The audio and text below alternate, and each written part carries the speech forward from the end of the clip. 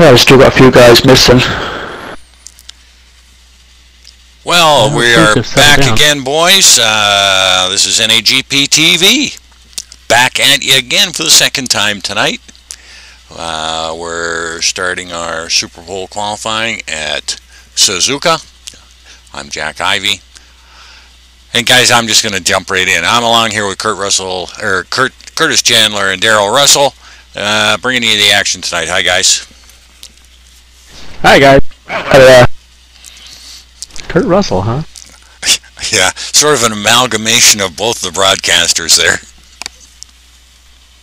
So which one of us is the Hollywood hunk?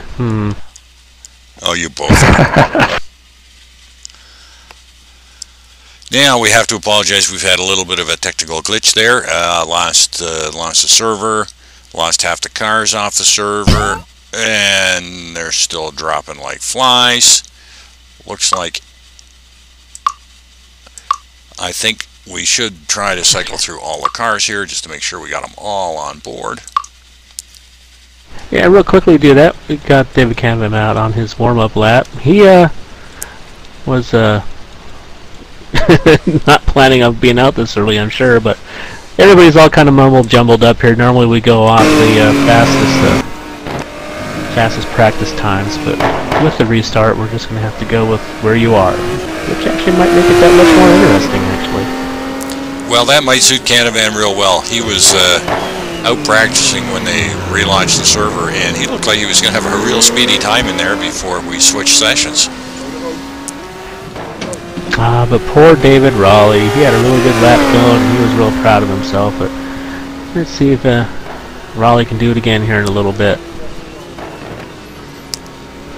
So again, this is a one-lap Superpole around the famous Suzuka circuit. You get one chance to be a hero around here. Top two qualifiers nail the position down for next week's 3-hour race. Everybody after that is, well, then we have a 30-minute race and you're racing for position after that, second, third, or whatever. Or excuse me, third, whatever. And once again, we're at Suzuka, and Daryl, have you got some information on Suzuka for us? Yep, the Suzuka circuit is 3.61 miles. It has 18 corners, and it was built in 1962 by a guy called John Hugenholtz, and it was designed as a test track for Honda. So this track is quite famous for Formula 1. It's usually the season decider in Formula 1, but it's also hosted endurance races.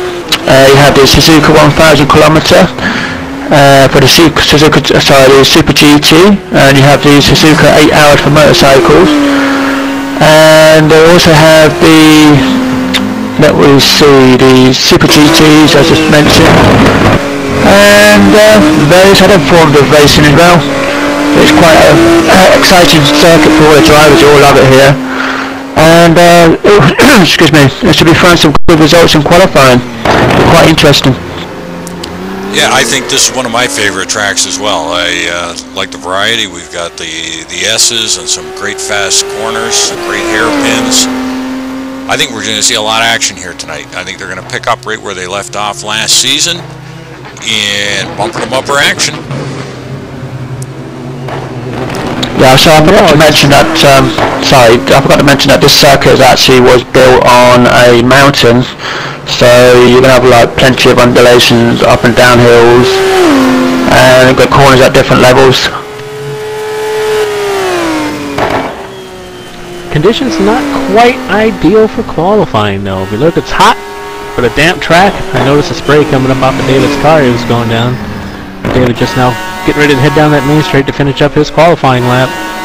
So he's going to set the baseline for a damp track qualifying here out at Suzuka. It's going to be kind of unlucky for him because as the qualifying session goes on, there's going to be a groove that's going to come along and get formed. Yeah, I just had another track fact as well. I forgot to mention is it's the only figure of 8 circuit in the world is actually hosting races.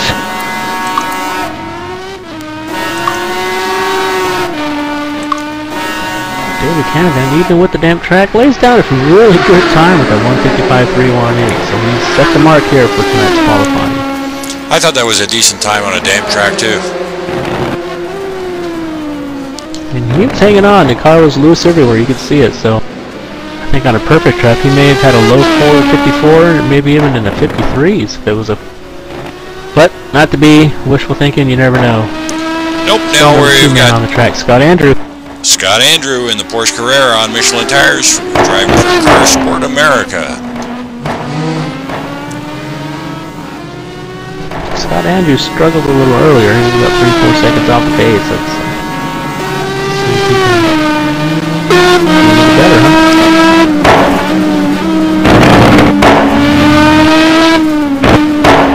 I just come up to the first sector, just past the crossover. And he's down. Well, if nothing else, he's consistent.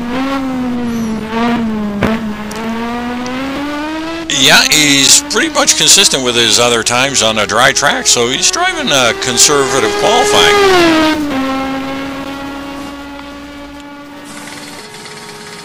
Maybe he just figures, you know, I'm going to go for the race and not worry so much about the qualifying tonight. I'll just run my race setup and concentrate on that. Well, it is a half-hour dash for the cash, and that's going to be interesting to see how that all plays out tonight, because that's going to determine the start for the 3-hour opening race here next week.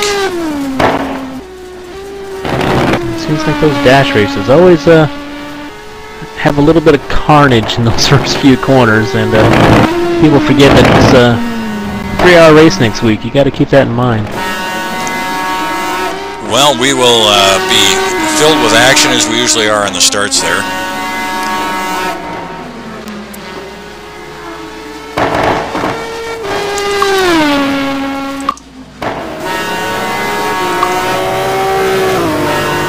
Out on the track for his hot lap just starting now is John Sportelli. John racing the McLaren F1 on Michelin tires for Rolf Sport. He's racing out of Liverpool, New York. John is a tough competitor here in GT1 class, and let's see how he takes this damp track. Looks like the track temperatures have gone up another couple of degrees. We're almost up to 100 degrees Fahrenheit. Ambient temps, and the conditions are drying out, so this is definitely going to work in favor to the people at the end of the session. So tough luck for these early guys. Yeah, and the little Irishman is not going to be happy about that.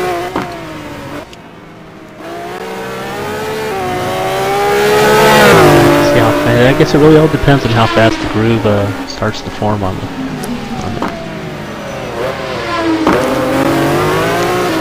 John Sportelli is up on sector 1.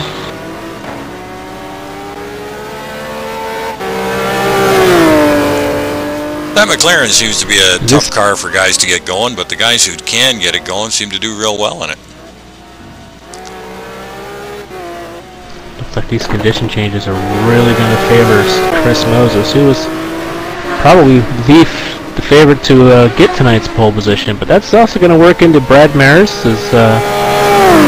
Brad Maris on the Ront, and John Solberger. Working to their favor too, being later in the session.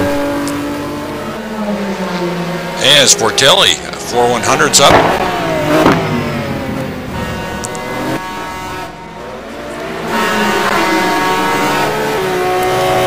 Nip and tuck and natural cane, come down the pit straight to complete the lap. And it's looking good so far.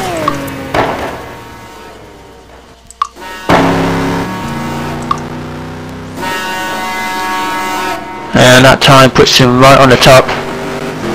Yep, good lap for John Sportelli. Out on the track now, Salem Montgomery Jr. in the Ford GT1 on Pirellis with Go Go Go Racing. Salem's one driver who's really come on. He's done real well in the Saturday League there. Yeah, he's very fast, very competitive in the champ cars, and he's one of the title contenders at the moment. He's had from memory, I think about 2 wins so far at Champ Cars, and he seems to be doing well here too.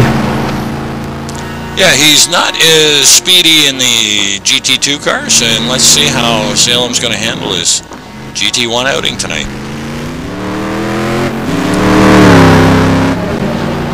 A little off on the first sector split by 1 3/100 seconds.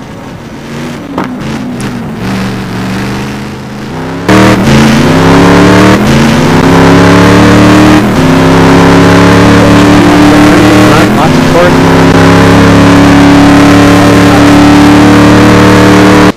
It's just a good car, really. You know, I can't really think of any really bad cars, except for maybe the F40 might be a little tricky. The GT, this Ford GT is a good car, all around.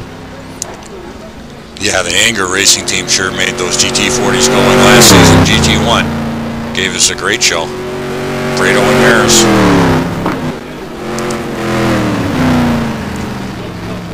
Oh, he's gone wide. That is gonna hurt big time.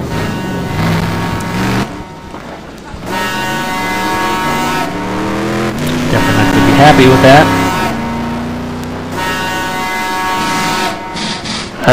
It seems like his car's overheating a little bit.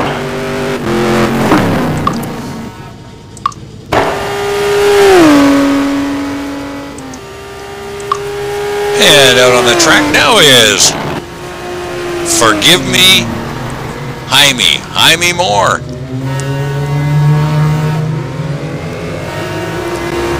New guy around here, GT, North American GP, and new guy out here in the GT1 ranks. At least I haven't seen him around, have you? No, brand new to me, and I hope I didn't massacre your name too badly. Starting his hot lap now, he's driving the big Aston Martin. Yep, and I just noticed just before he started his outlap, his car was overheating. As you can see, it's smoking from the back. So I don't think he's got his radiator open fully. Trying to get the front end to stick on that card. A little bit of an understeer. Dial that out and try to. It looks like he's got his hands full out there with that big Aston. Of course, it's kind of hard to dial that out when you got a slightly damp track. You get offline just a little bit, it's just going to throw you into the sand, just like that. Yeah, I'm not sure that big Aston is going to be the favorite car going around this circuit.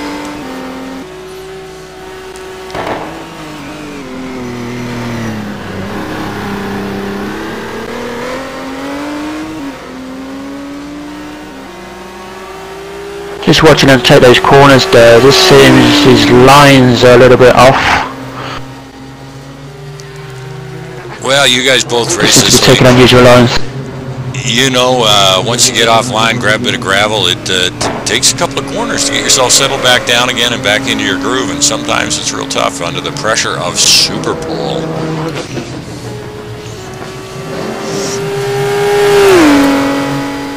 I really enjoy the Superpole format. I may not always do so well at it, but it's kind of it's fun. It's a fun thing. You Well, I absolutely screw it all up. I absolutely dread it.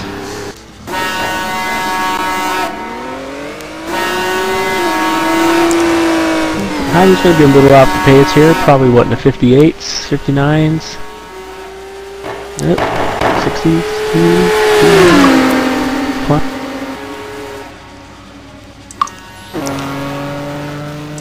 You know, I remember doing the Superpole for the Race of Champions, and I remember driving the Porsche 911s, and no, I didn't do very well. It's just too much pressure. Well, it's tough. Out on track now with Johnny McIntyre. Johnny Mac in the Ferrari 550 on Michelin's, racing with Solution F.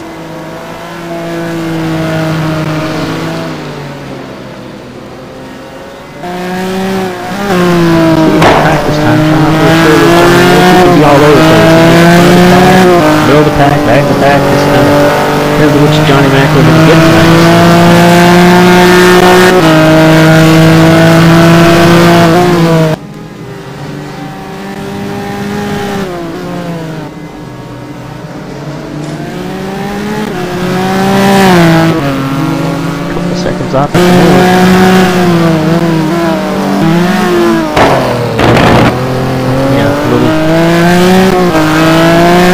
quite be ready for these track conditions. They may catch some people off. Yeah, a lot of them I don't think are going to be too happy with the reset into a damp condition. But it's all gotta be. You can see the line starting to form. You can see the line forming a little bit now. So these guys later are going to have a much better track to work with. You're just going to have to keep it on the line and keep it out of the damp stuff on the sides. Act like there's lots of marbles out there, huh? Absolutely. You're 100% right on, Curtis. If they can stay on the line, they're going to pick up a lot of time and a lot of grip.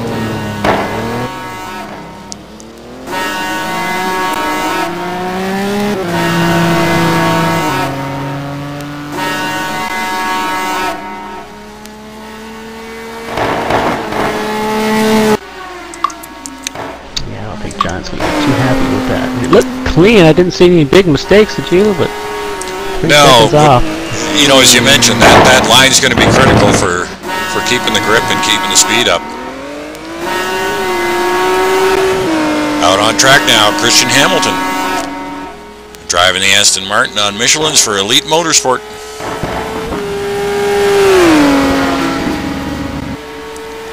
Let's see how Christian can tame this big Aston Martin. Well, we know the car has it. His teammate, David Canavan's out there sitting in second at the moment with the 55. A little bit better track conditions for Christian. He might be able to nip his teammate there, huh? Oh boy, we'll hear about that all week. Oh, absolutely. Yeah, but we're going to have to apologise because what I thought was coming out of the back of the car, coming up to the pit straight, wasn't smoke from the Aston Martins. It was actually spray from some standing water on the track.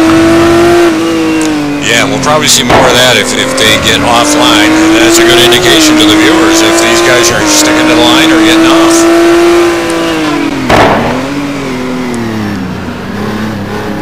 Looks like Christian trying a little hard, getting a little deep down into the hairpin. He was 1.2 seconds off the pace.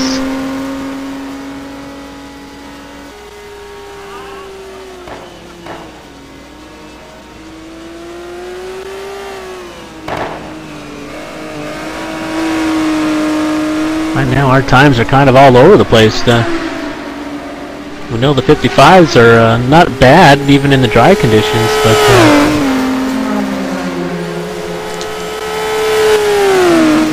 yeah, you're right. It is almost 2 seconds off now. It is going to be a crapshoot how this start ends up tonight.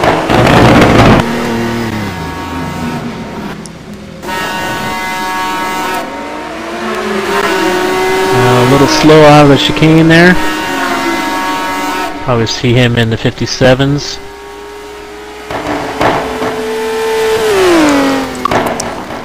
.57.034 for Christian.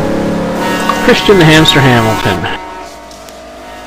And out on track now, David Poole in the Koenigsegg on Michelin tires for 05 Motorsport, racing out of Woodstock, Georgia. How's this car going to handle in the wet? Well, hopefully we won't find out. Hopefully he'll keep it in the dry line. Car has good natural aero, good downforce, so mechanical grip. Got to play around the gears a little bit with that turbo motor. Sweet spot.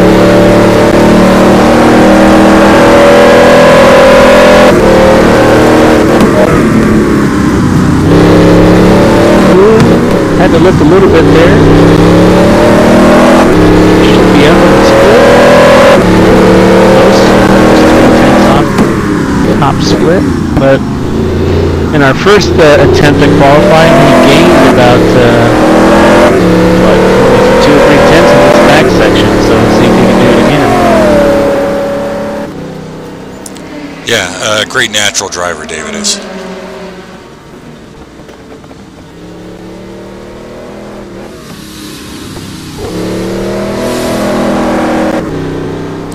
And a great handling little car that is. That Koenigsegg's a great handling car. It should do well on this track.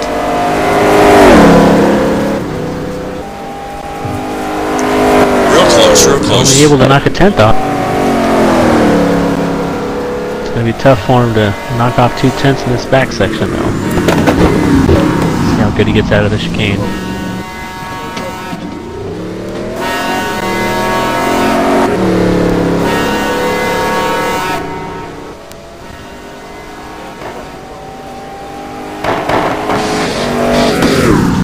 Well, good enough to take the top spot right now.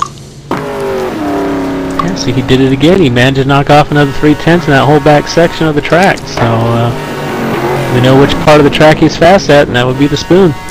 Whoa, Ian coming around here.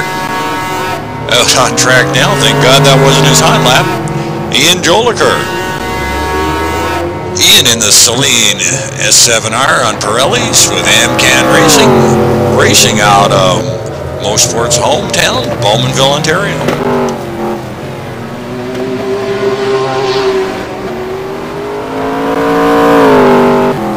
Ian's another one of those guys that sometimes he's you can't catch him, and other times, you know, he just makes a little bit of mistakes, and that'll cost him. But see, natural fast guy. Let's see if he can keep this Superpole going tonight. Yeah, that Celine should be a good car for this track too.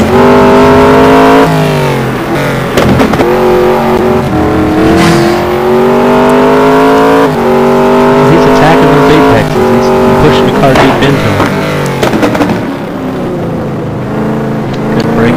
About sector time is sector 1.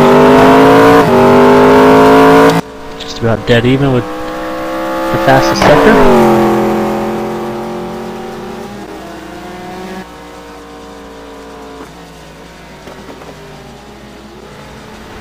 And he loses it. That's gonna hurt. That's that one little mistake, see? And that one leads into another, and that is the end of Ian. And that is the pressure Superpole. Indeed it is. And that's what can happen when you push the car right to the edge. He will not be happy with starting at the back of the grid. Get his mechanics, get those mechanics working. See if they can't get that car out for the race. Well, he's going to need all sorts of front end work, along with a new front clip. Out on track, starting his hot lap, is David Rowley in a Ferrari 575 on Pirellis for Plastic Hoosier Racing. David's racing out of Wallasey in Great Britain. Well, the first attempt at qualifying, David laid down a really good lap, and he was actually quite happy about it. Said it was a lap of a lifetime. He'll never do another one, but we're going to see if he can't prove himself wrong here and lay down another good quick lap. Well, David's one of those real quick drivers if he can finish a race, and as Daryl had mentioned, if he can get up for a race, if you know what I mean, with the alarm clock situation. Yep, I mean, over in the UK now it's 3 AM in the morning, so David Riley will be probably wanting about 10 or so alarm clocks to make sure he wakes up in time to race.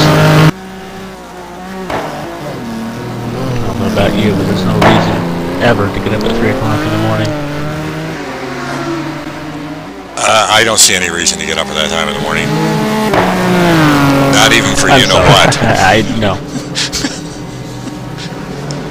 What, cold beer? No. Oh yeah, that's what I had in mind. Right. Well, let's see what he does on this sector. Just saw... I missed the first split entirely, so I don't know where he's sitting, but looks like This car overheating. so off, huh? And he's on. Yeah.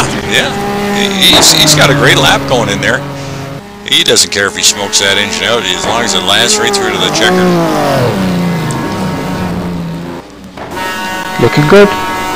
Good through the chicane, so we might have a new pole leader here if he can. It's going to be close.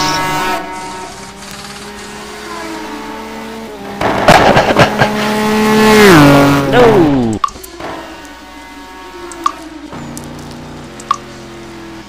Well, that was good enough for Puts David fourth. Bellier. But our times are all starting to even out here. We've got, what, 4 guys here in the 55s, so... Yeah, track's starting to settle down, I guess, out there. Out on track now is Paul Hall for GT1. I think this is where we left off the first time around, guys. He's out on Pirellis with Go Go Go Racing. Go, go, go. Yeah, I think you're right. This is where we lost it last time. Looks like he was a little late getting out of the pit lane, so get through the chicane here. Get him on his time lap. And Paul Hall's the teammate of Sally Montgomery Jr.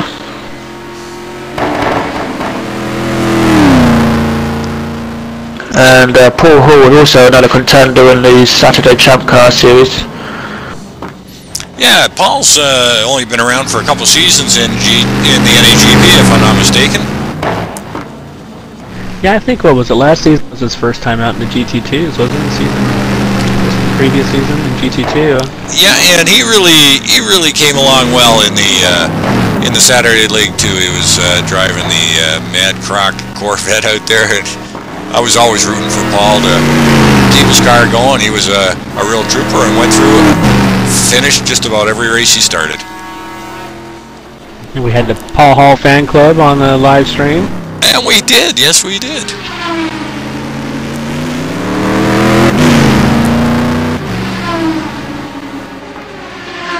Or I should say NAGB TV. Or we could say it's the Paul Hall fan stream, as you said, because it pretty much was. Oh yeah.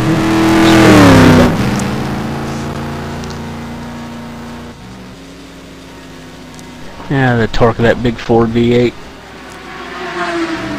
See if you can keep it on, don't. I'm gonna start calling that Champions Corner right there, like they have in Canada.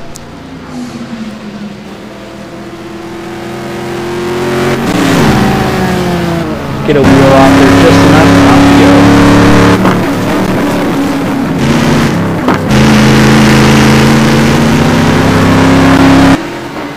And Paul's down on a time.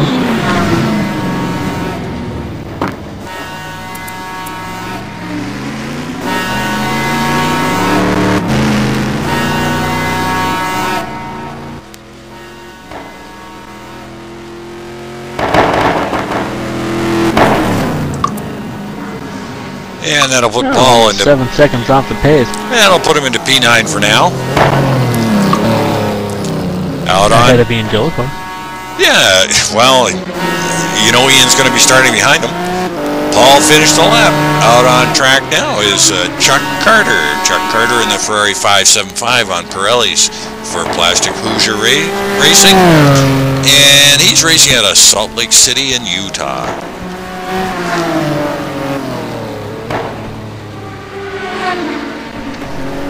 A little wide on that corner. Probably cost him a few tenths right there. Ooh, that curve just kicked him right out. Whoa, whoa, whoa. You can see how slick it still is out there. It is a little over aggressive there, and as we mentioned earlier, you get out of that groove, that's going to be a slippery situation there. And we've got a driver coming up behind him. He's just going to have to back off and give Chuck a little bit of room to finish up his hot lap. Yeah, It's Big Al Marimon. He's going to have to back way off, or he's not going to be able to get any heat in his tires. Yeah, Big Al should almost maybe try to pull it over and slow it right down to get some of these last turns in under speed.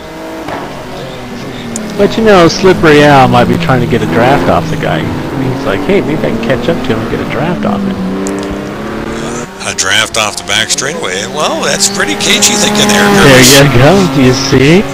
I might actually try that. Hey, it's not Al's fault the guy crashed, right? Well, he spun it. He didn't really crash. Just spinning around like, oh yeah, Chuck's got a front right quarter car's all smashed to pieces there, so that's not going to help the handling.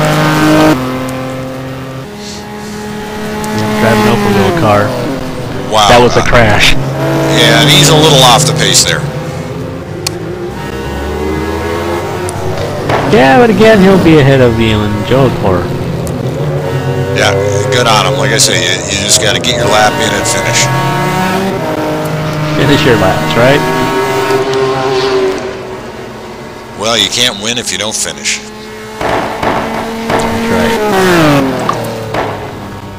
That's right. Al was right back there. Al didn't get close enough. He wasn't going to do the draft thing. Big Al Al, Merriman. he had a real good lap going in that first lap, in that first qualifying try. He did indeed. And he's in the Lambo on Michelin's with Precision Motor Racing out of Lowell, Massachusetts.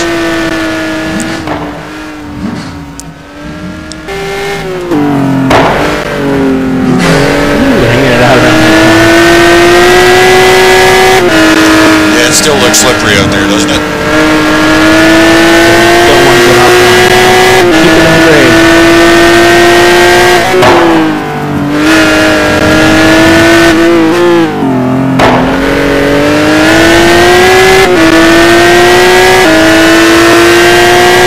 Still only half a second off the pole position.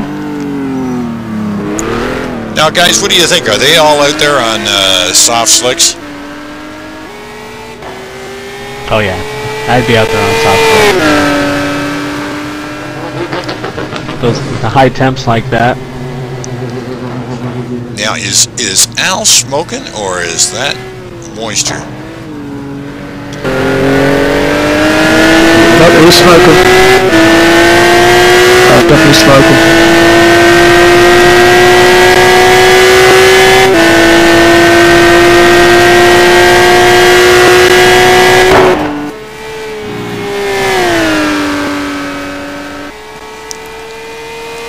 Oh, he is smoking big time.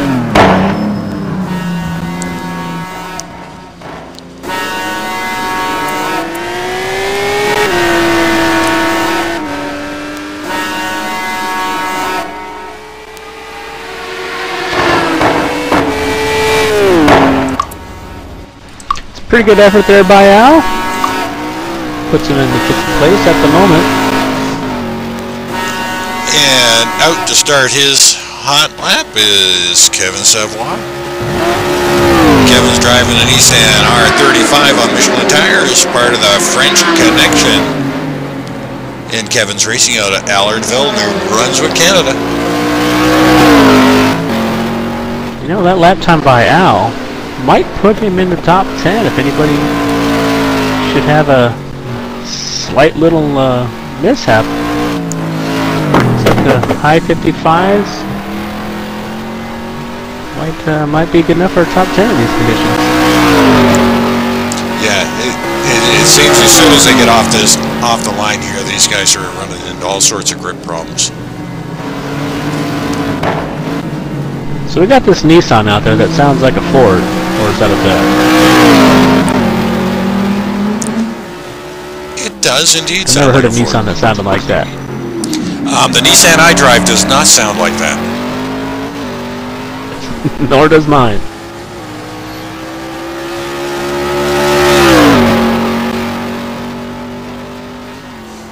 That's another one with a running low radiator because smoking from the back.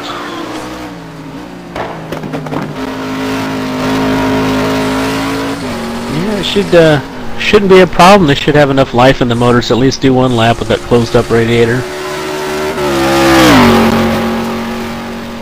Track temperatures come back down to 97 degrees. They'd gone up to almost 100. Did you see that? Savoy is on pace for the pole.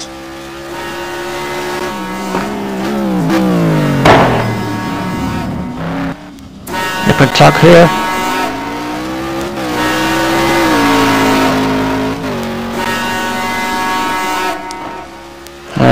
Full power down the straight.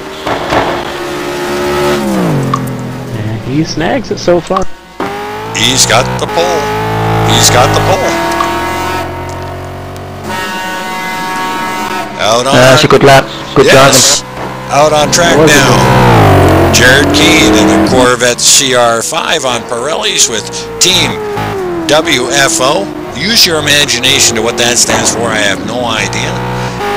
And Jared's racing out of Cary, North Carolina. Just happens to be my Monday night teammate.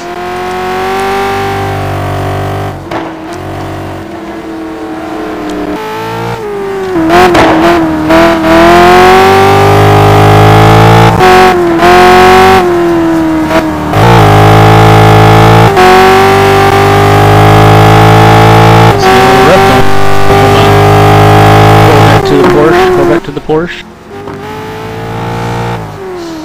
Two completely different cars. Absolutely, and Jared says he just loves the Porsche, although he's managed to crash it out on Monday night there rather well.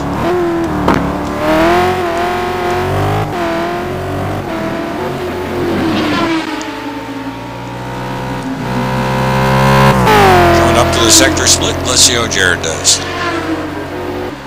You hear him little lifts here and there, keeping that car under control, just getting out and just a little bit into the wet stuff. He's just having to do little lifts here and there. It's going to cost him plenty.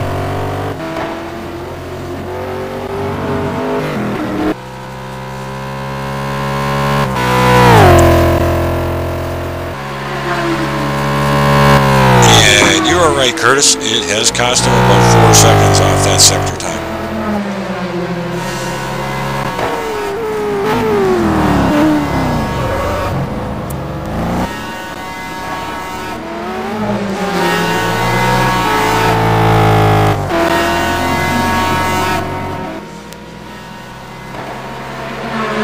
Still put him what, 9th or so?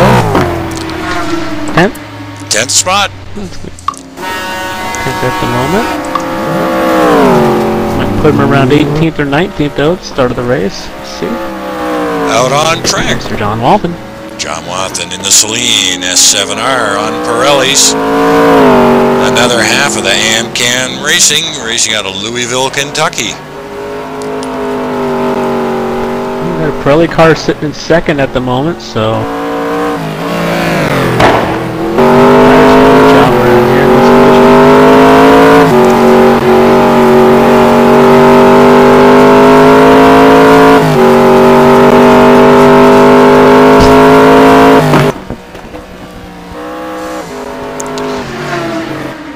Was that the sound of people getting dropped off the server? Yep, we're down to 30 drivers. There was 32, I think there was. I think we lost somebody up in the top 5 somewhere. Well, hopefully they've already put in their, oh well, they put in their time. They're going to end up starting at the back of the grid. Yep, can't do anything about that right now. John coming up to his sector split.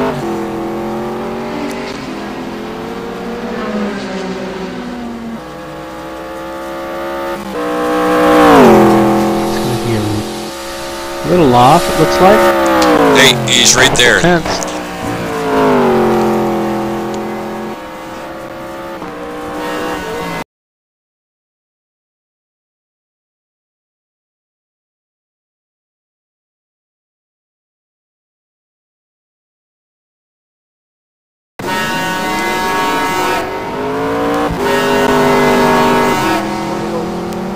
Wow, he will not be happy with that last little faux pas. That definitely cost him a top 5 right there. Well, here's one to watch. Mr. Aaron Parsons in the Viper on Michelin tires with T Broke Damn Bam. Aaron racing out of Australia. I think if anybody can tame... NAGP alien. Oh, yes, yes. But a very gracious one, though. You know, more than willing to help out, both in Monday, Thursday, and Saturday leagues, all the way around. Great guy to race with, great guy to be associated with NAGP. Aaron back in one of his favorite cars, the Viper.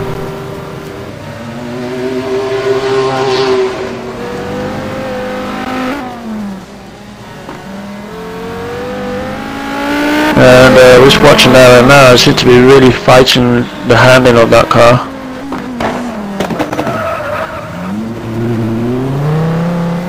Locked her up good on that corner. Yeah, I could have cost him some time. No pole for Ezza tonight, but we'll see how far up the grid he'll start. Well, if Mr. Parsons starts anywhere in the top 25, he's a threat to win. Yeah, pretty much.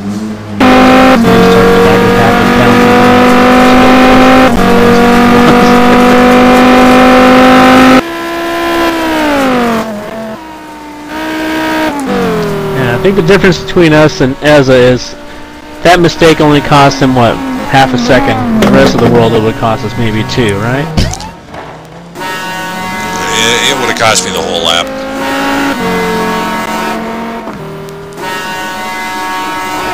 We're just going to let that drop out. We're down to 29 drivers. Still good enough for 5th so far for Mr. Parsons. So, yeah. Out on the track now. In 5th place with yeah, with a big brake lock up, he's still in 5th. Check it out with a 1:55.55. Out on track now with Rich Roman. Rich in the Maserati MC12 on Michelin tires with H&C Racing, racing out of Stroudsburg, Pennsylvania.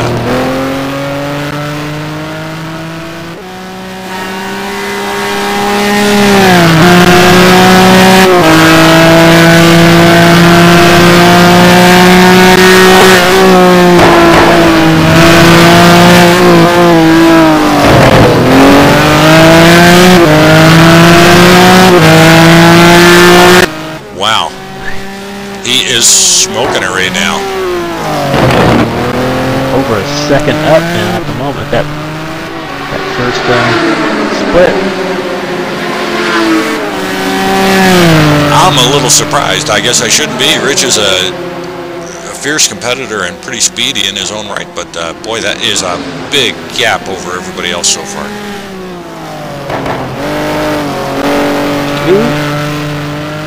A little wide there. Good job to save it.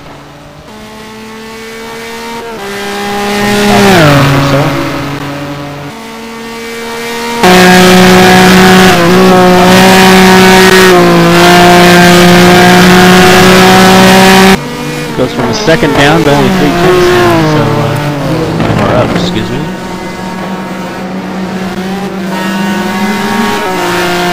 Still be able to carry that speed here. Looks like he'll be able to take the provisional pole with a...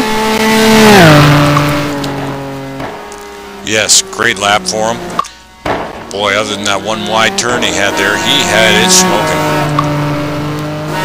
Yeah, that probably cost him pole because we got Chris Moses and Brad Maris yet to go, and Marty Urine also, so that one little mistake. After being a second up, we only ended up, what, half a second up on the current pole. Out on track now with Gupper Douglas in the Ferrari 550 on Michelin's, racing for Solution F.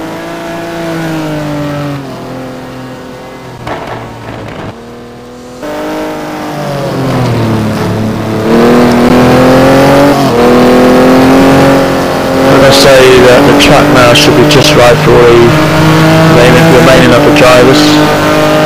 It's almost, well, it's practically now bone dry. That's her teammates with John McIntyre. John went out earlier and down to 58.6. Cups are better than that. Well, Gup's a couple of seconds off the pace so far.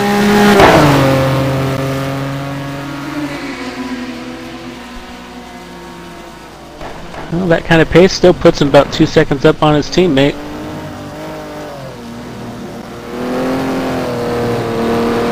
What's surprising to me is how well David Canavan's time is holding up there, and David Pole's time is holding up there. really more David Canavans because he went out first in this damp track. Yeah, we're barely, as Darryl mentioned, we're barely seeing any spray now, whereas when Canavan and Poole were out there was lots of water on that track.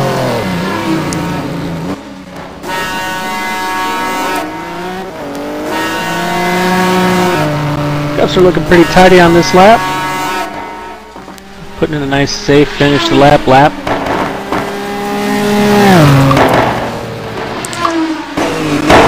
Leaves them provisionally in 9th right now. Out on track with Rodrigo Triana. I don't know anything about Rodrigo. I can see he's in the Aston Martin. Anything you can tell me about this guy? Well, from what I've heard, he's new around here at NAGP. I think he came from one of the other leagues. I want to say, I can't remember the name of it, but well, if it's another league, we really don't care where he came from. Yeah, you know, one of those other places, right? Yeah, we're just happy he's here. Well, we'll be happy if he's not too much of an alien. Showed pretty good pace in Monday's race. Got caught up in a lot of the problems that happened at the beginning of that race. I think he's from Colombia, I think. I remember hearing something about that on Monday. Well, look at that. I'm looking here on live stream and his friend Andre. He's a friend of Juan and Andres from down in Colombia. So welcome to Rodrigo. Absolutely. Thanks, Andres. Glad to have him here, and thanks, Andre, for the info. I will pen it in so we can mention that. Yeah, if you just throw in his hometown, we'll mention his hometown as well. You know, that's who didn't make it back in for second qualifying was Juan Longo. I thought I saw him earlier in the first one.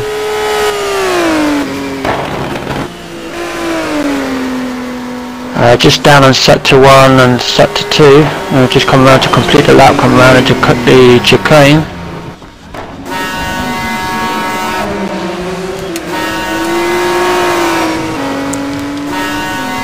Car squirm around over power.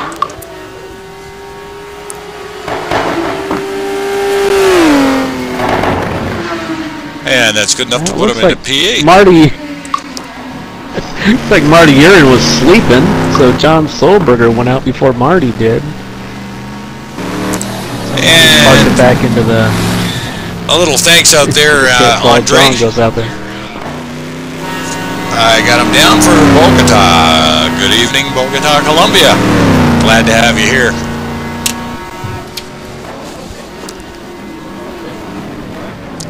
Whoa, with Solberger out on the beach.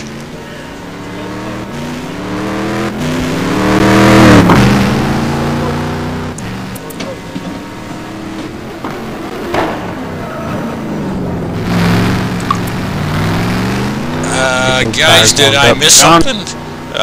Solberger's not even on a hot lap. Well, Marty was sleeping while Triana was out there doing his hot lap, so Solberger went out there ahead of him, and then Marty decided, well, maybe I'll go out now, but it was too late, so Marty's going to go out after Solberger. Looks like the race stewards are going to let him go out. Well, with all the problems Yep, we've had Marty. Yeah, Marty's waiting in the pit lane to go out when John Solberger crosses the line.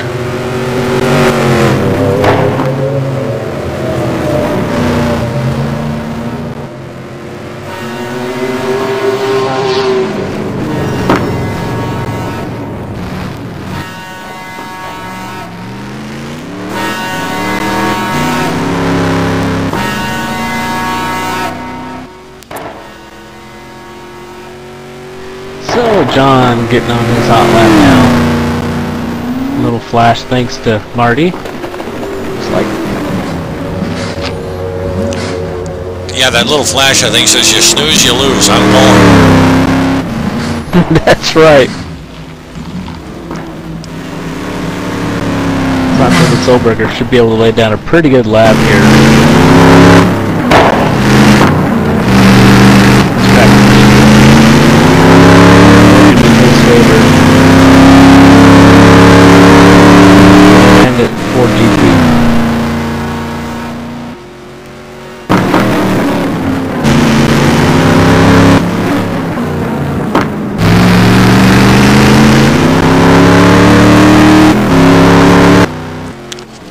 Nice and tidy and a good sector time too.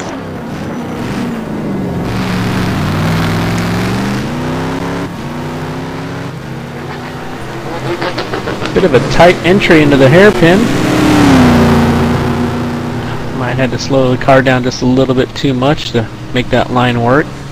But he's got the torque and the power to get it out of there. Let's see where he ends up here in this second split coming up here in about 10 seconds.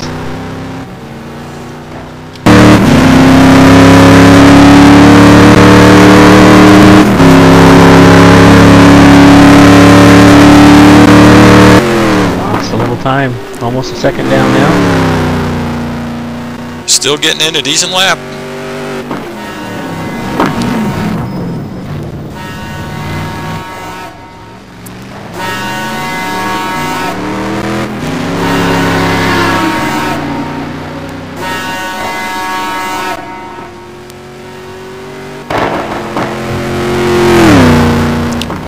P7. Even more time.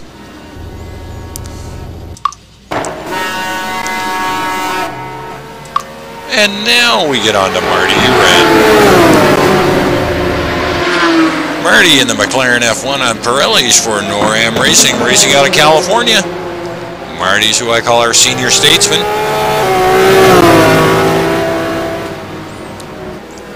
Probably hates Marty me for hasn't that. tracked you down and beat you up for that yet. I know. You know, I'm thinking about that, but it's all done out of respect. I mean, Marty's a great competitor. He's pretty fast. Doesn't mind swapping paint with the odd guy. And like yourself, I think he's actually a real race driver. He's known as one of the setup gurus around here too, isn't he? Absolutely.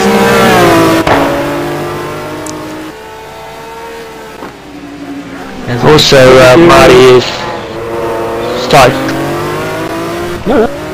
Go ahead. I would say also Marty is one of the title contenders in the Saturday Champ Cars. I think he's round about in the top 3 in the championship so far. I think Marty would be good no matter what he drove.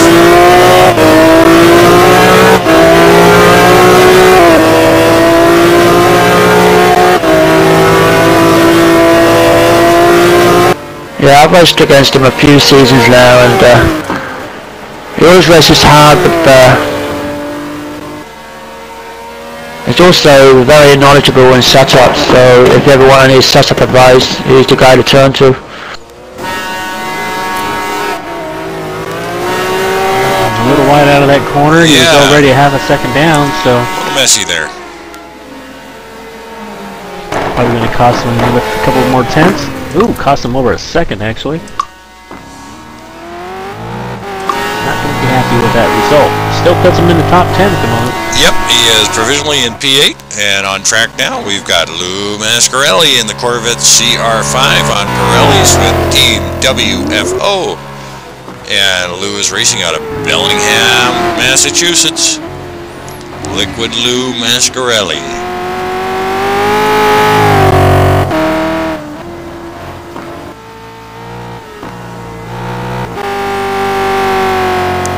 I spent a lot of time in the in Lou's TFS channel in the Monday nights. Great guy to hang out with, just a gentleman.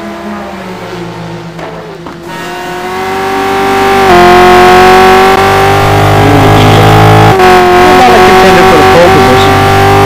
He's probably shooting just to be faster than his teammate. If you're not going to go for pole, you got to be faster. Jared Keane with a 59.7 is the number Lou I think would be shooting to beat.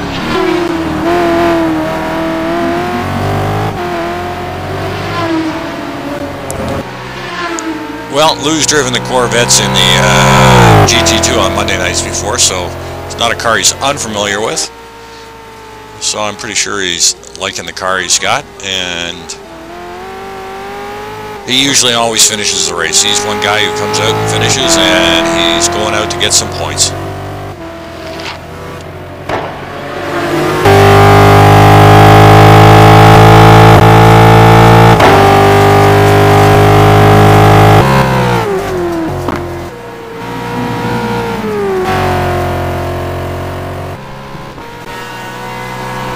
seconds off the pace. That puts him in the same territory, in the ballpark as his teammates. So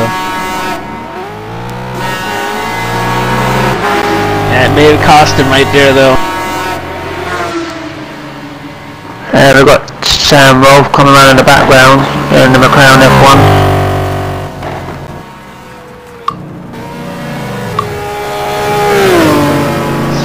Lou and Jared right next to each other are 15th and 16th.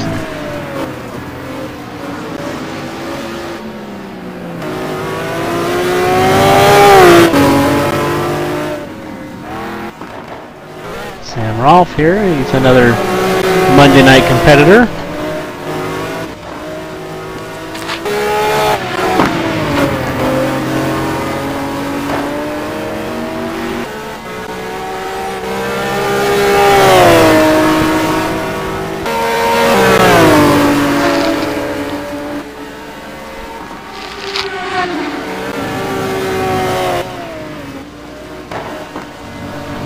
Like Lou's got the back end of that car loosened up. Or excuse me, Sam.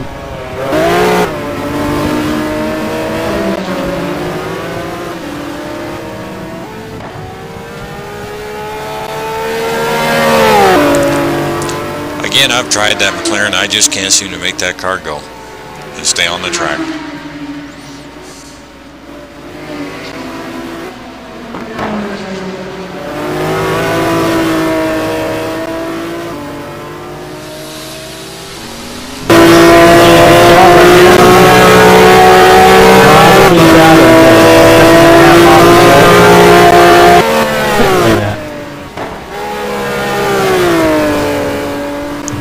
A decent lap going for Sam.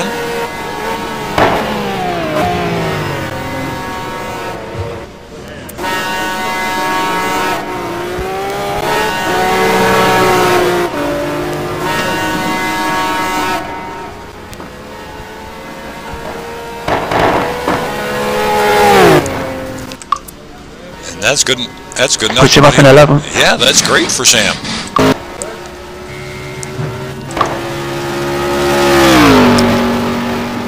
Out on track now. 5 more drivers to go. Yeah, we got Lauren Weisman. And Lauren is racing the Nissan R35 on Michelin tires. 1/2 of the French Connection. Second right now at the 54.7, so car's capable of. See what we can do with it.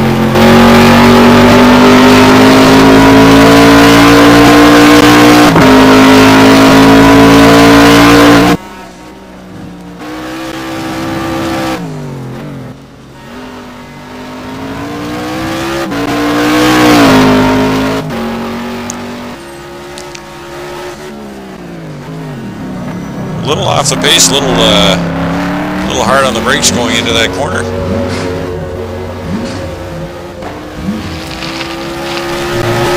Pressure Superpole. Seeing another case of it here. Yep, push, just a little too hard and throws you right off.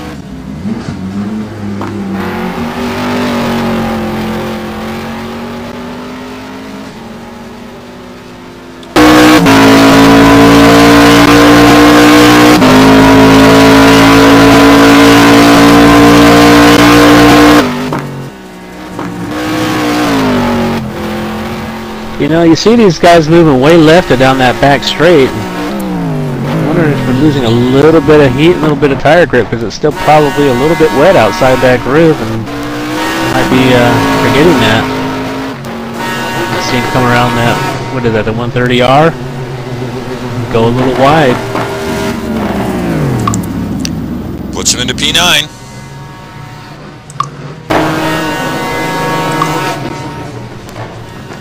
Out on track now with Brad Maris. Brad in the Ferrari 575 on Michelin tires. 1/2 of the Anger Racing team. Brad Maris helped me out a lot last season. Can't say thanks enough to Brad for all the help he's given me. Yep, Brad's one of our racing instructors here at NAGP, and more than willing to help out just about anybody who asks for a little help, either in driving or setup. He's just a real gentleman to have involved in the league. Also our Monday night commentator, him and Al. Yeah, and Brad and Al do a great job on Monday night, bringing all the action to... Something to strive for. Yeah, well, we could only hope.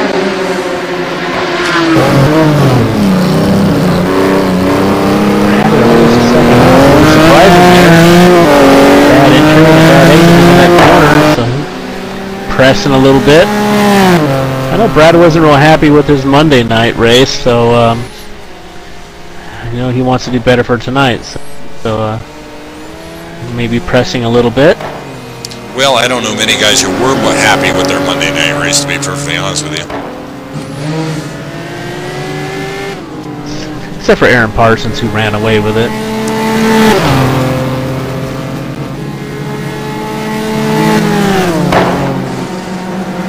Put a second off the pace, yeah. Qualifying. Yeah.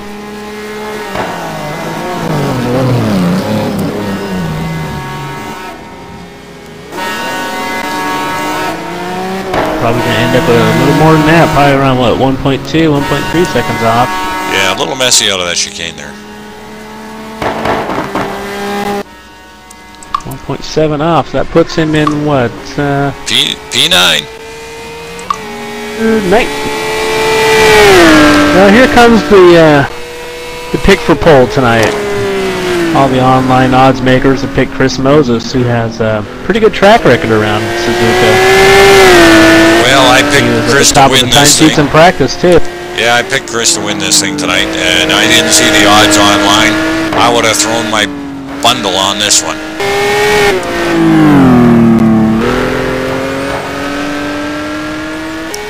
Yeah, I think he was.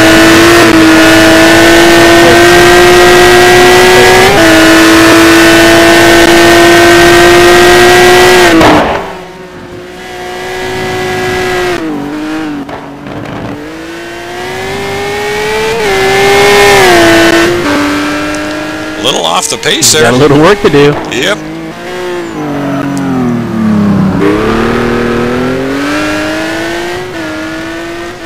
But as we saw with David Pohl, he can make up 3/10 in the back section of this. Really running that motor hot. He is smoking it out there.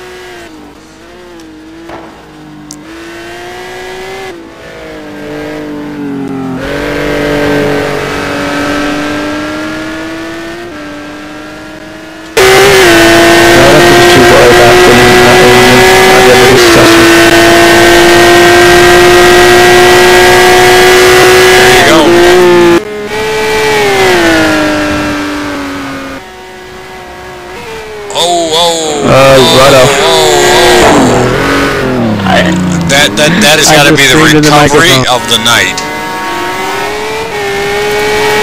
It's going to cost him pole, but that to keep it straight.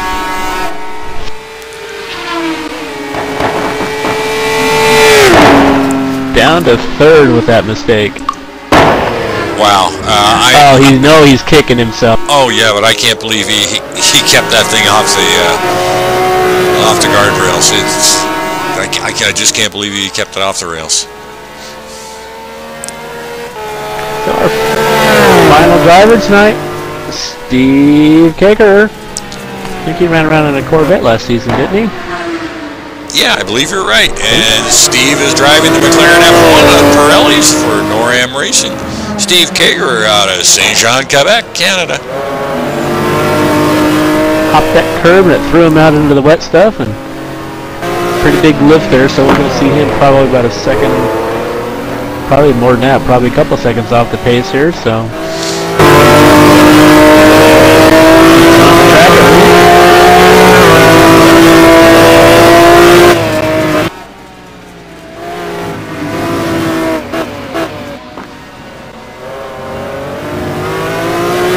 Just a flip on the throttle there going into that corner.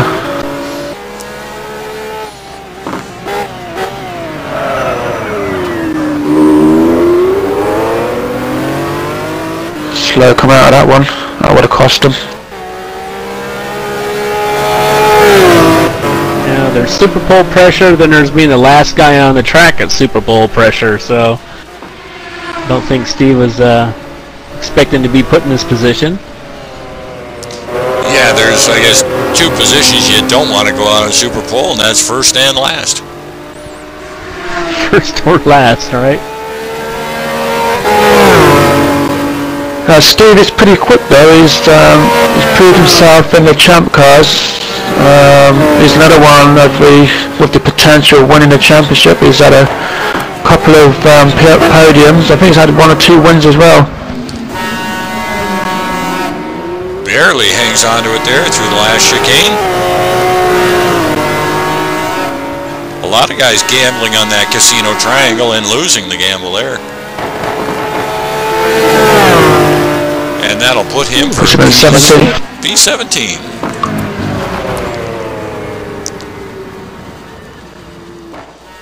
Well, an interesting set of conditions. I mean, it really dried up in the end there, but boy, oh boy. You know, I am really surprised. We've got P4, David Pohl, and P5, David Canavan. I mean, those guys went out early on probably the worst track conditions and still are sitting in P4 and 5. I got to say, good on them. Especially for Mr. Canavan. He actually went out first out there in that cold, wet, damp track and laid that lap down, so... And yeah, to sit there in P5, that's real good. I think that's one guy we should watch during the race, because if he's that speedy in the wet, he's going to be that much faster in the dry. Rich Roman in the 154.308. And that much more voted.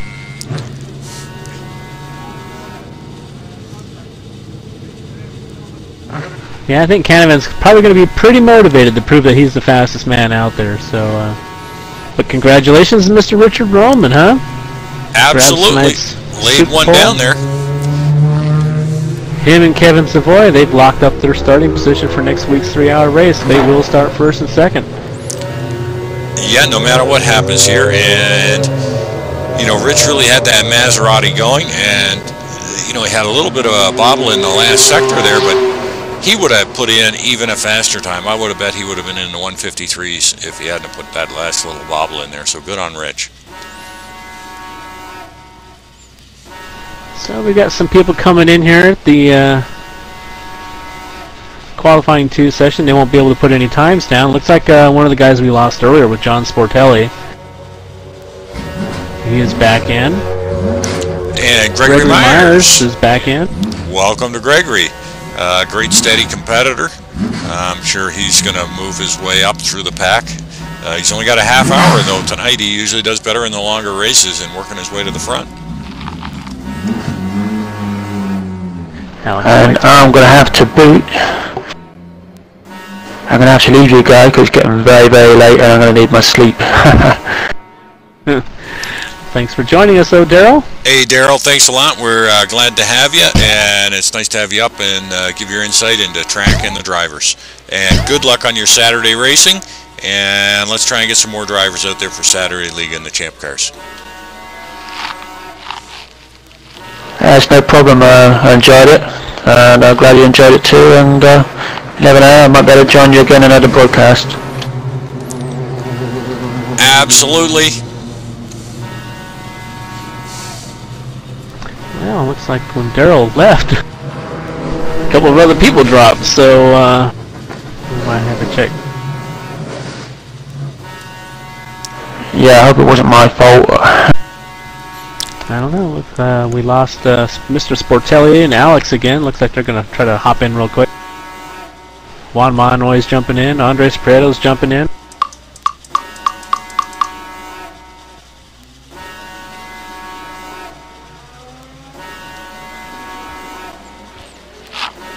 And there it is. So we've got 33 drivers going to start this 30-minute race. Well, Curtis, who's taking this one home tonight? Well, like I said earlier, I'm really impressed with David Canavan's time with that qualifying position he was put in. In order to lay down that good a top 5 time, being the first guy out in that damp track, And you saw when he was out there, he was really fighting it. That car was all over the place. So, you know, I think David's got a real good car, and he's got a little motivation now. So, I'd watch out for Canada and myself. Yeah, I got to agree with you. I'm really impressed on what David just did out there with the Aston Martin. I didn't think that big heavy car was going to be that competitive around here, especially in the S's and the Dunlop curve and the hairpin and the casino triangle. I mean, there's a lot of technical sessions, but he did real well. But my pick is still going to be on Chris Moses. Starting third, you know, that's a good position to be in, so. A lot of the bad stuff happens behind you.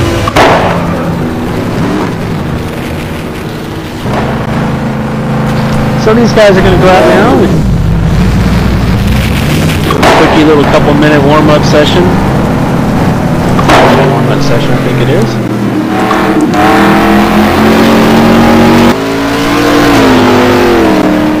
Really cool temperatures, 64 degrees Fahrenheit.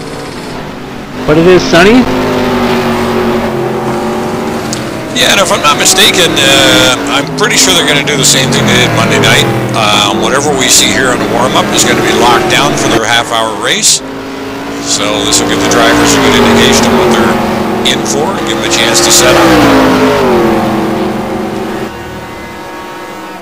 Yeah, they'll, the weather gods won't play any tricks on us between warm-up and the race, so. I think another guy to keep your eye on is that Rich Roman too. I mean, he had that Maserati cooking out there.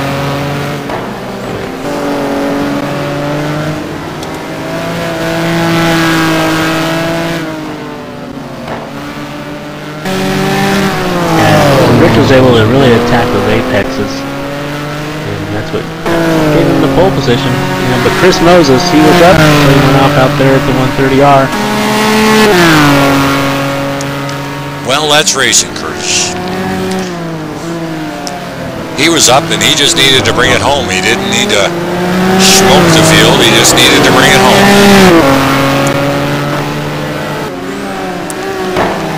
And that cost him a lockdown position for, you know, next Thursday's race. Yeah, it did. You know, sometimes you gotta think ahead a little bit, not so much in the moment, but you know how it is when you get out there on the track. Oh, especially with a competitor like Chris, there's no way he was going for pole.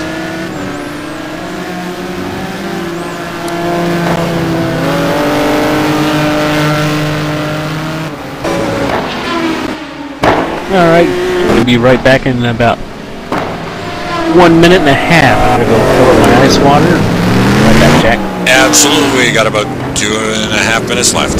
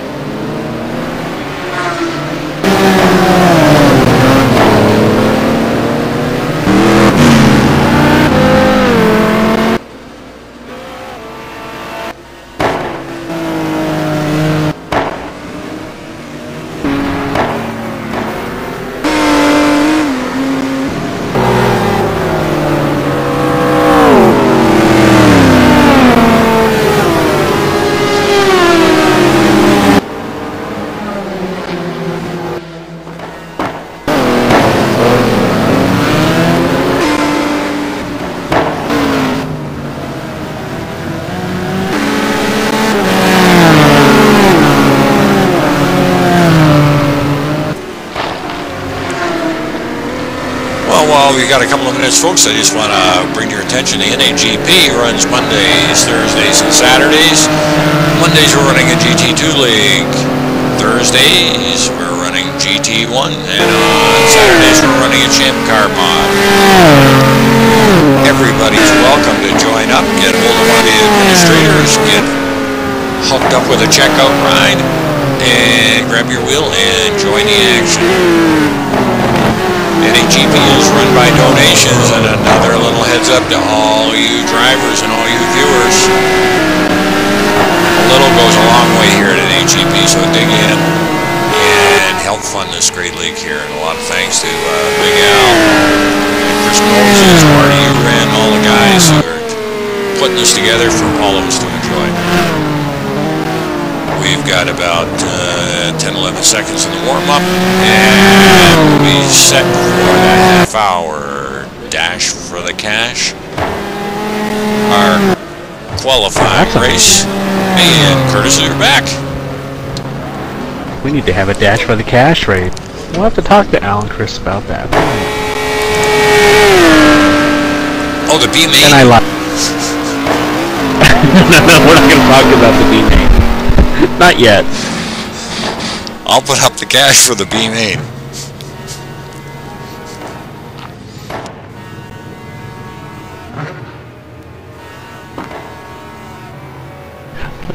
Kevin Savoy, fastest man out there in the warm-up.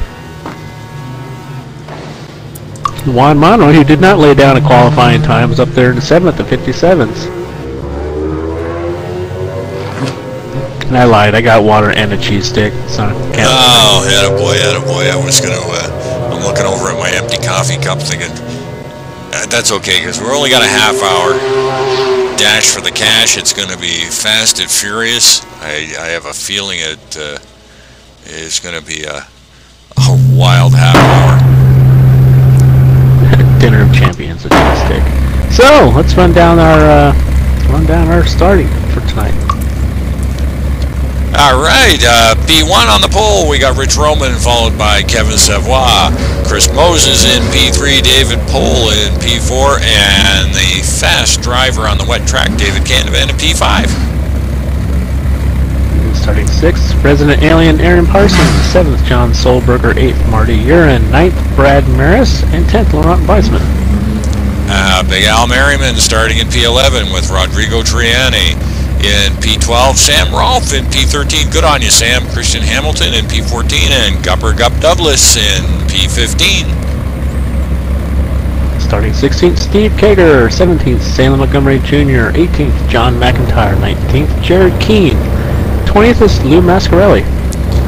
And 21st, we got John Watson, followed by Jaime Moore.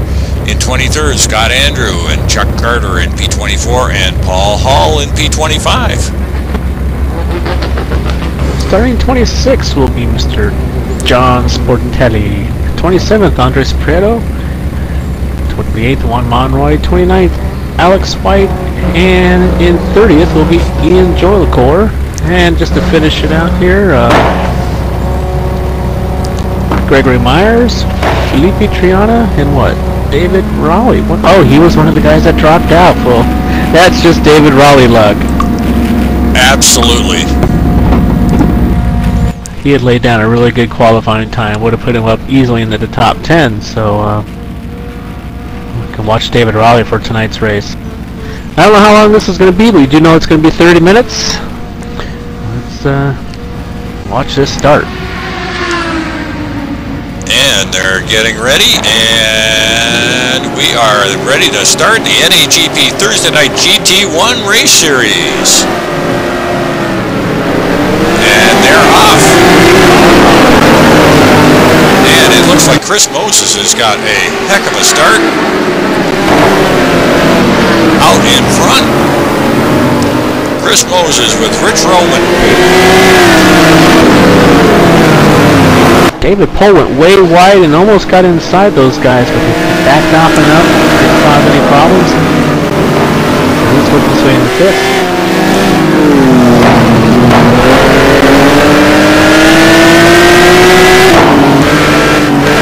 Chris out in front. Pretty clean start so far. with Rich Rowan in second. Kevin Savoie third. David Canavan up to fourth. David Pohl and Koenigsegg in fifth. And Mr. Parsons in sixth. Brad Maris in seventh. Ron Zolberger in eighth. Al Merriman in ninth. Marty Uran fills out the top 10. Chris Moses put a little bit of gap now between him and Rich Rowan. Kevin Savoie right on the back of the bumper there. Looks like the race is scheduled for 14 laps. Let's see if it goes that far. Probably should.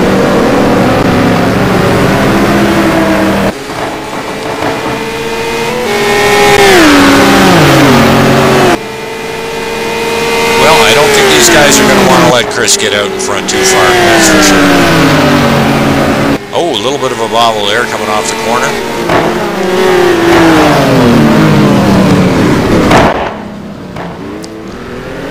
Looks like Marty Uran may have had a little bit of a tough start. But him and Kevin Savoie looking to make the pass. Kevin Savoie on the inside. Just can't hold it.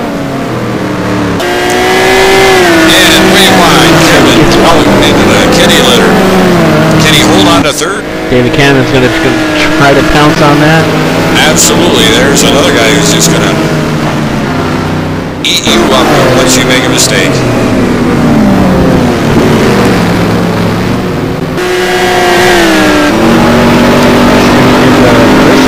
Breathing room though. Chris is liking what he's seeing back there. You know, let those guys fight it out.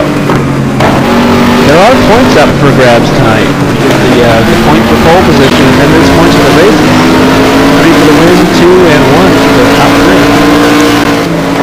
Absolutely. I'm going to cycle through the pack right now real quick. We got Kevin Savoie third, David Canavan fourth, followed by David Pohl. Aaron Parsons in sixth, Brad Maris in seventh, John Zolberger up to eighth, and Norm Weisman in ninth, Al Merriman the bus in 10, Sam Rolfe in 11, Rodrigo Triani in 12, and Christian Hamilton in 13. Gupper Douglas in P14. Jaime Moore in the S, then up to 15, followed by Samuel Montgomery Jr. Marty Uran back in P17. John Watson in P18. Scott Andrew in P19. And John Sportelli looking to make a move on the inside there.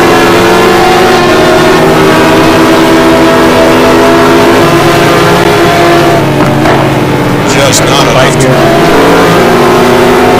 Ian Jollicoeur and Sportelli, and we've got cars off the track here. Sportelli off, and made a pass in the off, and dives into the pits. Sportelli's in, I don't know what happened there. Jared Keane back in 21. We had another car stopped on the straightaway. Andre Prado on the inside takes Jared Keane. It is absolute pandemonium back here, Curtis. Jared Keane. Notice in the back there, I saw a car in the air. Felipe Triani ended up upside down up against the catch fence. And he's stuck in the gravel right now. It looked like doesn't look like he's going anywhere. Yeah, it looked like a car was frozen on the track. Alex White back in P24. Steve Kager in P25. Greg Myers back in P26. Johnny Mack in behind Greg Myers. And Chuck Carter behind them. Paul Hall in P29. Sportelli back out of the pits. I don't know what that was, why he was in there, in P30. And Sportelli is all over the place. He might have sustained some damage. It doesn't look like it though. Lou Mascarelli in the pits, missing this whole front clip. Philippe Triani, don't know where he is. Curtis, he's somewhere. He's still stuck. He's still stuck in a sand pit over there, and I think he might blow up his motor trying to get it out of there. He's And one missing all sorts of parts of that car. Well, we got one Monroy. He's gonna have to be careful when he comes out. In P33. Back with your leader. Suzuka's come out right in front of the pack of cars, so he's gonna have to be careful. He's gonna try to get into the pit lane. He spins it out right in the middle of the chicane. Back into the sand pit he goes. He must have. Has he got all four wheels on there?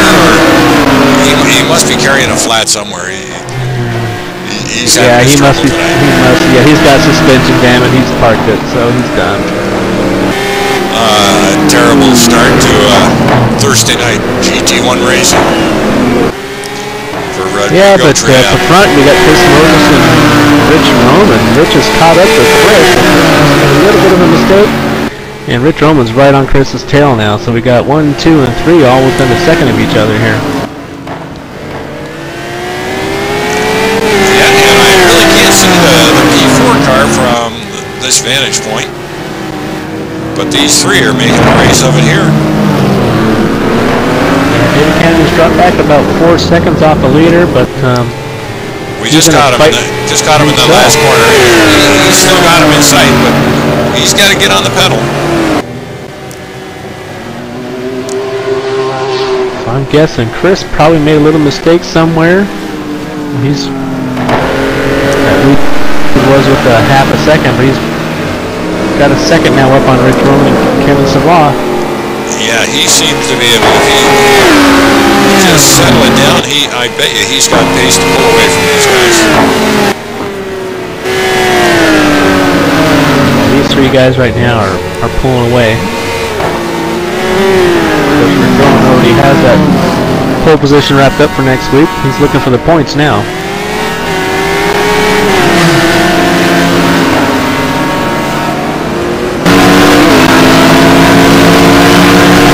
On board with Kevin Savoy. Getting a good draft. Wow, did that Maserati go into that corner quick? Deep into the corners. Notice that in qualifying. He had Savoy right up behind him there on the straight, and boy, oh boy, as soon as Savoy hit the brakes, Roman was still carrying speed into the corner.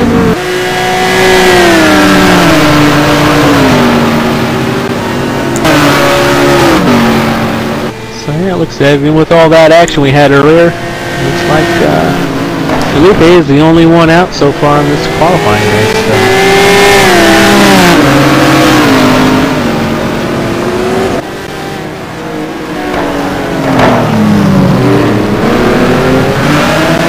Well, Rich not letting Chris run away with it, that's for sure.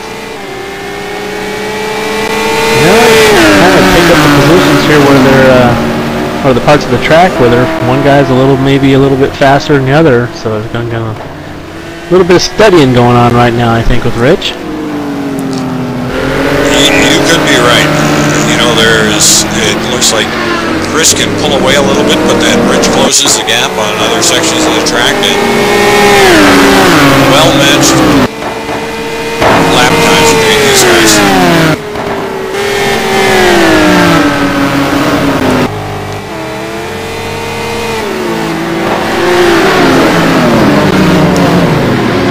Got David Kahneman in P4, but right behind him is David Poole in the Koenigsegg, and Eric Parsons, I believe, in P6 behind him.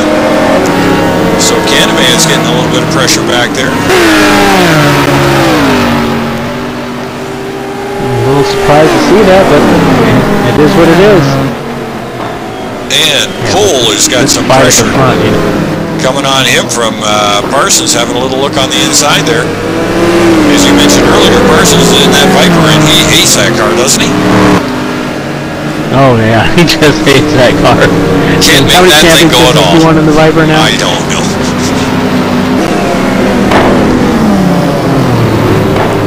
I think he can make a VW Golf competitive on these in this league.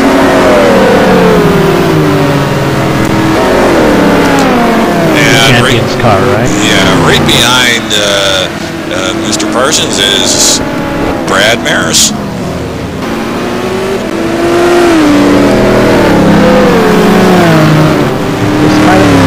Rich and Chris has not settled down at all. They're still right at about a second. Going into the back section of the course, it's probably going to shrink down again like it did last time. And Chris's partner, Big Al Merriman in P9. Sam Rolfe up to P10. Good on you, Sam. Sam's having a great race. He's really improved. Yeah, Sam's having a good run so far. We got about, what, 10 more laps to go? 9 more laps. And Marty, you ran under Last pressure countdown fast. from Lauren Weisman. Lauren driving that Nissan. That's always been a tough one for me to get in those right-hand cars. It takes a while to get used to that seating position.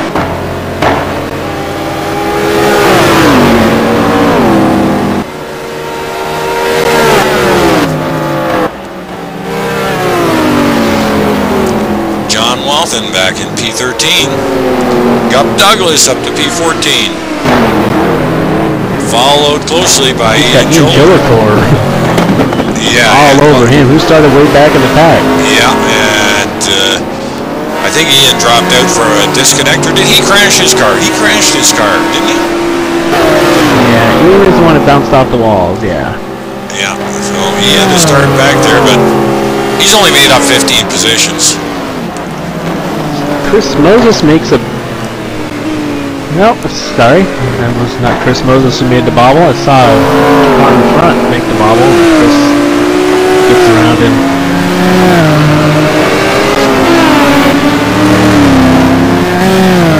Alex White all over the back of Scott Andrew. Oh, and we've got a spun car.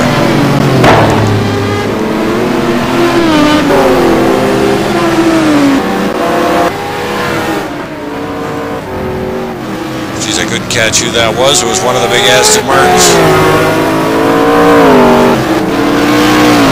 Must have been Christian. If it was the green one. Yeah, it definitely was the green one.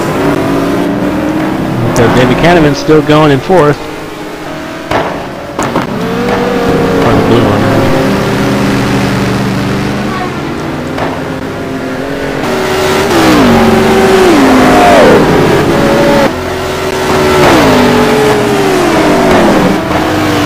And Mr. Poole chasing Mr. Canavan.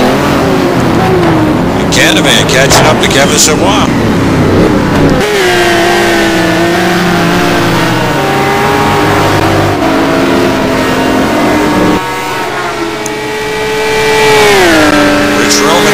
Solid P2. And Chris Moses, your leader. Lost a bit of ground, huh?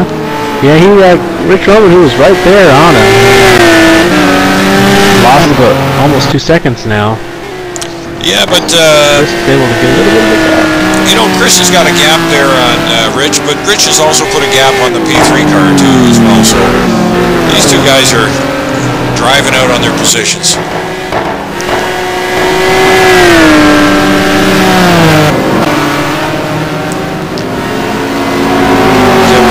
Hanging on to P3.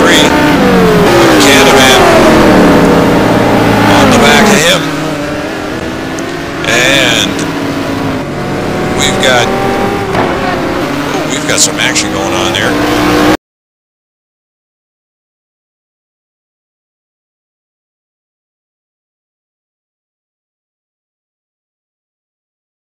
Jared or Lou?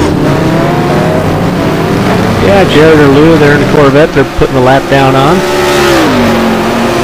Let's say Lou Mascarelli. It is Lou. And Lou will be coming under Sam pressure. Montgomery has parked it into the pit. Oh, no.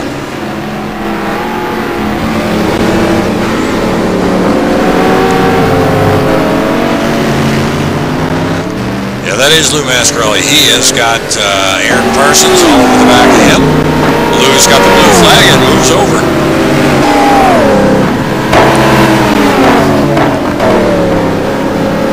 So our leader just now getting ready to start lap 8.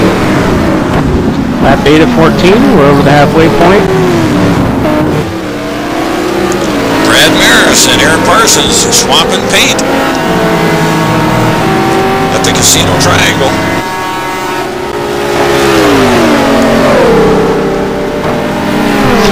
got really close. Maybe give him a little bit of nudge there, huh? Yep, yep. Just letting them know I'm back here. I'm coming through. And you know all that's going to do to Aaron is say, no, you're not. I'll just use more gas. Just our way, excuse me. Yeah, sorry I was holding you up. I won't anymore. Bye. But Brad is no slouch out there.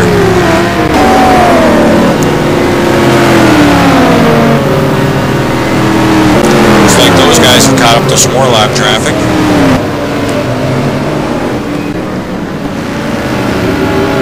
And around they go, Ford GT1 off into the gravel. John Solberger in P8. Big Al Merriman in P9. Sam Rolfe hanging on to his P10. If I'm not mistaken, if he can hang on to P10, this might be one of Sam's best finishes. Well, maybe in GT1. I'm not real sure about that. But I know in GT2 his place a little better because he was had a win in one race GT2 last season. So yeah, maybe in the GT1 it's a good start for him. Marty Uran in P11, John Watson in P12, and John Watson under real. Oh, I just got a little bump there by Lauren Weisman. Has hit him, but backed off, and Lauren has given him his position. Ian Joliker back in P14. Gup Douglas in P15. Final points position, Andre Credo. Christian Hamilton in P17. Well, we only giving away points for the top 3 tonight. Oh, that's right too. That's right too. But still, you know, I think Ian's really looking forward to getting the top 10 start for next week's race. Top 10 to get you out of some of the trouble that happens mid-pack in the beginning of those races. So. Yes, that schmozzle that can happen mid-pack and back in NAGP. David Rowley's kept it on the track, and he's in P19. Steve Kager up to P20. Alex White in P21, followed by Scott Andrew. A little surprised with Scott's P22 sitting right now. Greg Myers back in P23. That's a little bit of a surprise to me as well. Not moving up as fast as he thought he might, huh? Chris Moses, meanwhile, way up there at the front of the pack is checking out. He's got a 6-second lead now on Rich Roman. Kevin Savoy about another 3 seconds behind Rich. David, only about a second and a half behind Kevin Savoy for that final points paying position. And we've got Jaime Moore going fast, being harassed by Johnny McIntyre. And Chuck Carter back in P27. Jared Keane, P28. And Paul Hall in the Ford GT. He's had a couple of spins there. He's in P29. Salem Montgomery in P30. And Juan Monroy back in P31. I didn't see if anything had happened to Juan to put him that far back in the pack. It must have been some sort of get-together because there's a few of those guys back there that were back in the pits at the beginning of the race. Lou Mascarelli back in P32. And back up with your leader. You are right. Boy, I'm up with Chris Moses, and he's all alone up here. All by himself. It looks like the fight now is for that last that last points for David Canavan. Just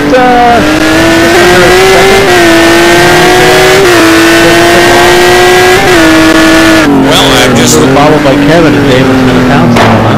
Yeah, right now we're on board with Chris Moses. I'm looking inside his windshield. He looks relaxed and confident.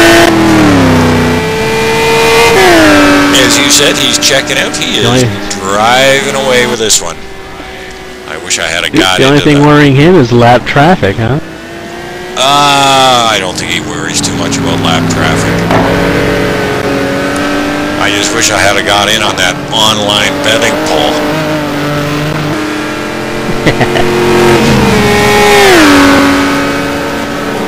I would have slapped all my 50 cents down on Chris for the win. I'm just glad it's not real money. It's just fake floating around friends, right? See, and he does. He almost ran into the back of... Who was that? Salem there. Yeah, it's Salem or Paul? It's Salem or Paul, one of the two. Either one of the two of those.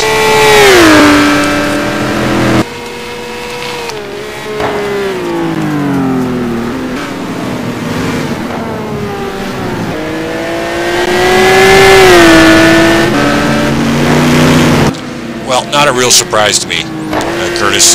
When I checked Chris last night online, when I was up checking out our connections, he had put in about 30 or 35 laps and looked pretty solid and consistent last night up on the circle. So he is liking this car. You know, I was watching David Canavan there trying to chase down Kevin Savoy, but I don't think it's so much David chasing down Kevin Savoy. I think it's David keeping David Pole off his butt and trying to keep... Whoa! Oh, and look at that. Savoy does go wide.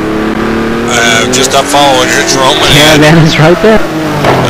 Rich went up to pass either Paul or Salem, and Paul or Salem just took her into the guardrail. Oh, not a good one. And I'm back in the P3 with Kevin Savoy. He just went wide, hit a little bit of gravel, and that let David get within a half a second here of him. So another bobble like that, and Canavan's gonna pounce. But then again, right behind David Canavan is David Pole. Absolutely. And, you know, if Canavan can get up and scrap it out with Savoy, that's going to play right into David Pole's hands.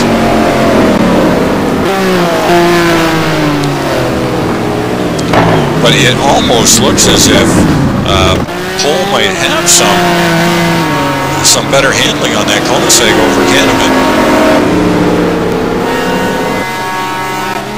Yeah, David tends to drive all arms and elbows sometimes.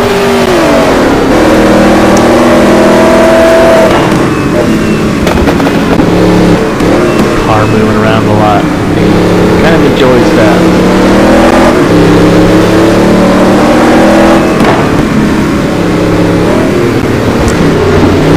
Good action here for 3, 4, 5.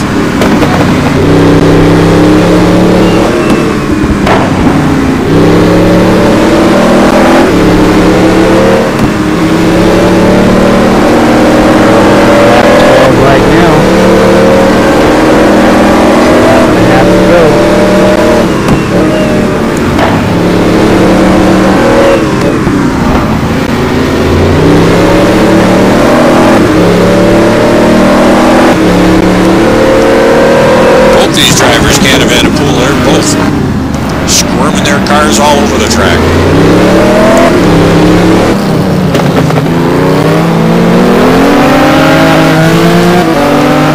And Brad Maris is still harassing Aaron Parsons for P6.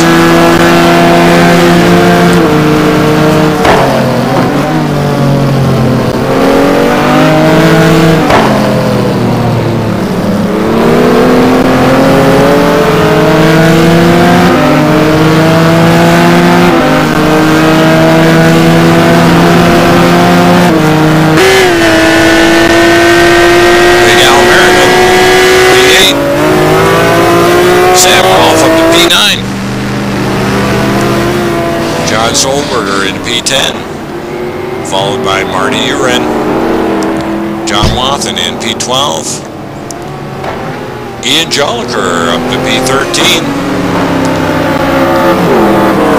and looks like a pair of teammates there. Andre Prado in P14, followed by Christian Hamilton and David Rowley. Alex White up to P17. Douglas in P18, followed by Rodrigo Triana in P19.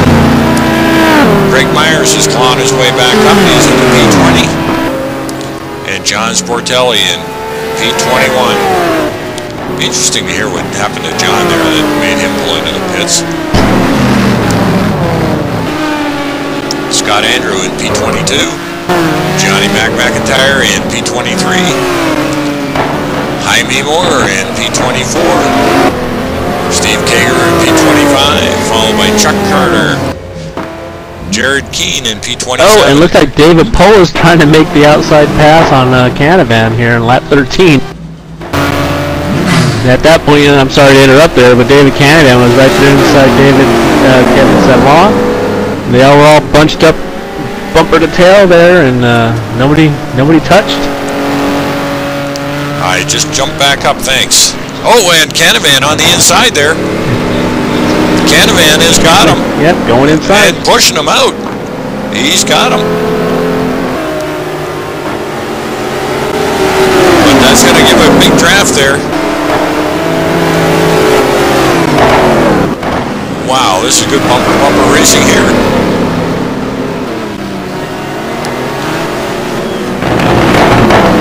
Well, this is going to be interesting. The last lap. Let's see if these guys can hold it up.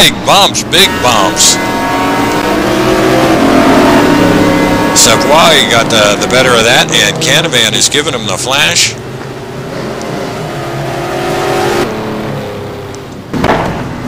And that's it.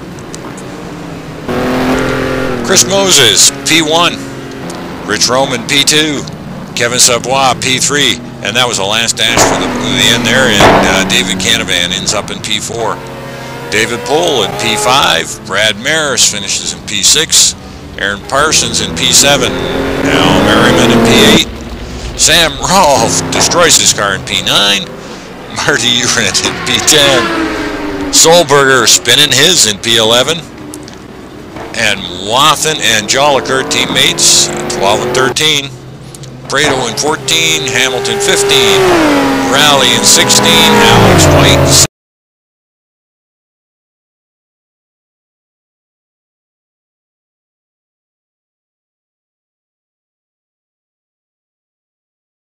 Gupper 21st. Johnny Mack coming around to finish in 22nd. Followed by Scott Andrew in 23.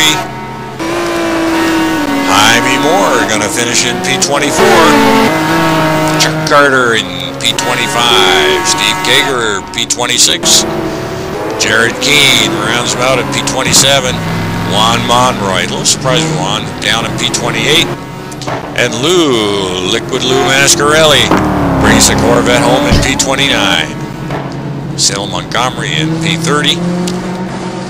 That rounds it out. That was quite the dominating performance for a 30-minute race from Chris Moses on that. Well, I hate to say it, but folks, I've picked another one. You picked it again. See what I tell you? I got to get on that betting line there, Curtis. They're not paying us enough to do this job, but maybe we can earn it, if you know what I mean. I earned it by being allowed to race here. Absolutely, it's a pleasure. NAGP, Mondays, Thursdays, Saturdays. Come on out, join us. It's a lot of fun. A great bunch of guys to be with. Big thanks to Curtis. I've enjoyed broadcasting with you. It's been quite a while now we've been doing this. Yeah, let's just make it, what, 2.5 seasons now for me? Absolutely, and a little thanks, shout out there to Daryl Russell for coming up and joining us and giving us that British racing accent. Congratulations to culture, I guess, right? Chris Moses on the win tonight. Boy, oh boy, he sure had that car going. I guess so that's going to put him up starting third, huh, for next week's race. He will be starting third, and guess what? The battle will continue next Thursday, 9 o'clock. Or will we be starting earlier? We might be starting at 8 o'clock. Do you know, Curtis, or not? I think it might be an 8 o'clock Central Time. or excuse me, 8 o'clock Eastern, I think is what it says. So yeah, more than 5 o'clock Arizona time. Yeah, it may be, being that it is 3 hours. Boy, oh boy, this is going to be interesting next Thursday and exciting. Well, for myself and I'm Curtis Chandler. Thanks for joining us, and we'll see you again at the races. See you Night next week, all. folks.